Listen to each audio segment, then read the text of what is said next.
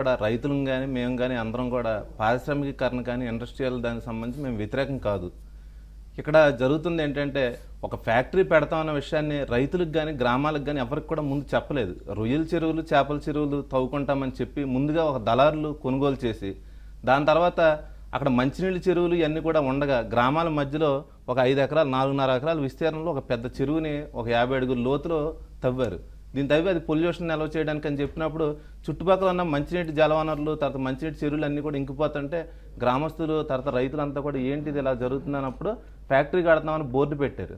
దీనికి అప్పటి నుంచి రైతులు అసలు మాకు ముందు చెప్పాలి కదా, రొయ్యల చెరువులు చేపల చెరువులు అది కట్టుకుంటామో లేదా అది నిర్మించుకుంటామంటే మేము భూములు అమ్మాము ఇలా ఫ్యాక్టరీ కడతామనే విషయం మాకు ముందు చెప్పలేదు, ఇది మోసం కుట్రతో చేశారనేది బలంగా రైతులకి అసలు ముందుగా అటు ప్రభుత్వం కానీ అధికారులు కానీ ఇటు ఫ్యాక్టరీ యాజమాన్యం కానీ ఎవరు కూడా సమాచారం ఇవ్వకపోవడంతో రైతులంతా కూడా మేము మోసపోయామన్న బాధ వాళ్ళలో ఉంది.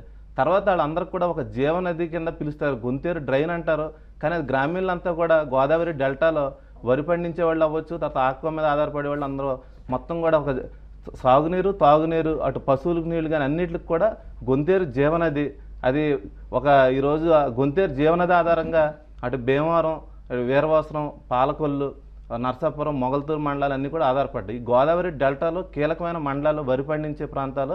తర్వాత మొగల్తూరు మండలంలో దాదాపు ఒక 50,000 మంది మత్స్యకారులు గొంతేరు జీవనది ఆధారంగానే జీవిస్తున్నారు. అందరికి కూడా భయాందోళన ఏంటంటే ఈరోజు డెల్టా పేపర్ మిల్లు ఏదైతే ఈరోజు మనకి అక్కడ ఎంపీ అయితే ఎవరున్నారో వాళ్ళందరూ బంధువులు ఉన్నారో ఆ డెల్టా పేపర్ మిల్లు మహాభారత రామాయణంలో కూడా గోస్త్రి నదిని పరమ పుణ్యంగా చూస్తారు. అలాంటి గోస్త్రి నదిని ఈరోజు అనంతదూరు డ్రైన్ కింద పిలుస్తారు.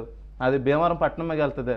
ఇది హైదరాబాద్లో మూసీ నది ఎలా ఉందో అంతకన్నా ఘోరంగా ఈరోజు డెల్టా పేపర్ మిల్ కాలుష్యం అంతే ఒక జీవనదిని గోస్త్రి నదిని మింగేసింది. ఈరోజు పశువులు కూడా తాగడానికి కూడా నీళ్లు లేని పరిస్థితి. ఒక 10 ఏళ్ల క్రితం దోశలతో మంచినీళ్ళు తాగి అందరూ కూడా స్నానాలు చేసేవారు. అలాంటి పరిస్థితులు ఈరోజు మొత్తం భీమవరం పట్టణం మీద వెళ్ళే 8 డ్రైన్ మొత్తం కూడా ఒక కాలకోట విషంతో ప్రవహిస్తుంది.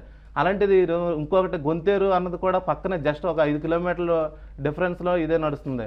అలాంటిది గొంతేరును కూడా మరి మరొక గోస్త్రిలా మార్చేస్తారేమన్న భయం రైతుల్లో ఉంది అందరూ కూడా. ఎందుకంటే అక్కడ గోదావరి పక్కనే ప్రవహిస్తున్నా కూడా గొంతేరే వీళ్ళకి మొత్తం 5 మండలాలకు కూడా గొంతేరు డ్రైన్, అదేవిధంగా యనమలదూరు డ్రైన్.